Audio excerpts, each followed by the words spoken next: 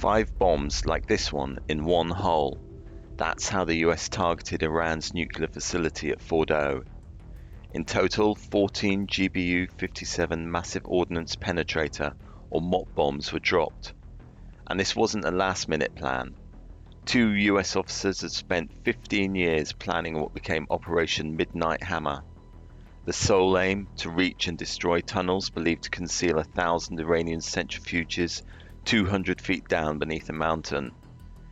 That's too deep for a single 30,000-pound MOP to reach. So the solution? Drop multiple bombs into the same shaft.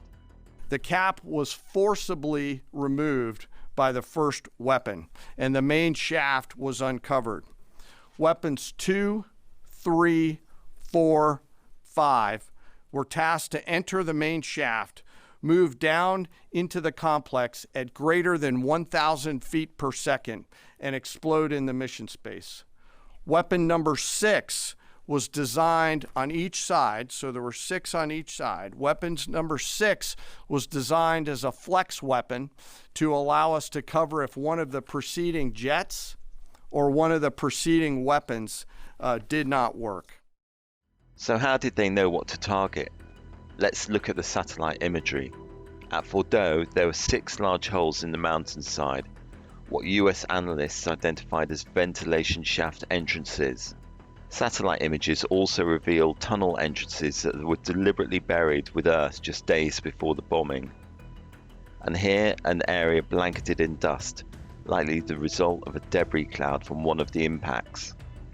The US military says the GBU-57 bombs had several targets at Fordo. This image shows 2 groups of impact points on the mountain. 12 MOPs in total were dropped here. So where did the other 2 bombs go?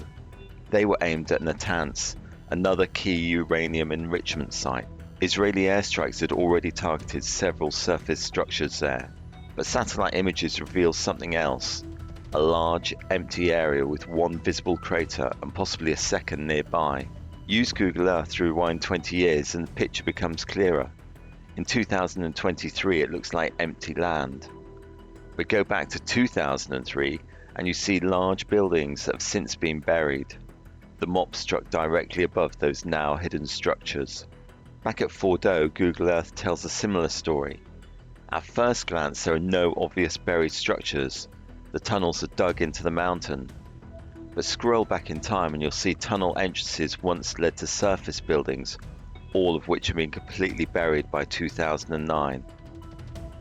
That same year, satellite images show 2 ventilation shafts in the mountain, both of which later disappear. Those shafts match exactly where the MOPs hit. And in the days before the B-2 bomber strikes, the Iranians poured concrete caps over the ventilation shafts, perhaps a last-minute attempt to shield what lay beneath. Richard White, BFBS Forces News. Thanks for watching. For more from BFBS Forces News, like and subscribe to our channel.